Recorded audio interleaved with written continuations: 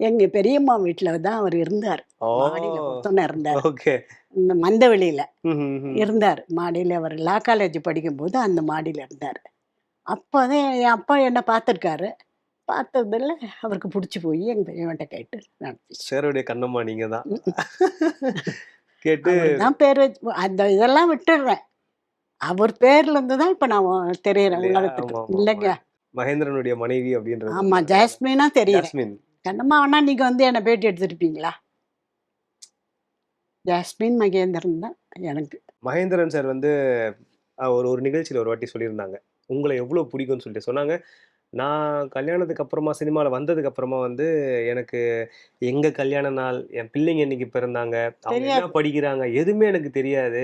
வேற யாரா இருந்தாலும் இப்படி விட்டுருப்பாங்களான்னு தெரியாது. ஆனா என்னோட மனைவி வந்து, "நீங்க உங்களுக்கு பிடிச்சத பண்ணுங்க. நான் பார்த்துக்கிறேன்" அப்படின்னு சொல்லிட்டு அவங்க என் மொத்த குடும்பத்தையும் அவங்க தான் பார்த்துக்கிட்டாங்க. ஆமா. அது அப்போ ரொம்ப வந்து அவங்க எமோஷனலா சொன்னாங்க. தங்கச்சிங்களுக்கு கல்யாணம் ஆகல. தம்பிங்கள படிக்கிறாங்க. காலேஜ்ல படிக்கிறானுங்க எல்லாமே. அது என்னவோ ஒரு அந்த வயசுல ஒரு துணிச்சலுங்க.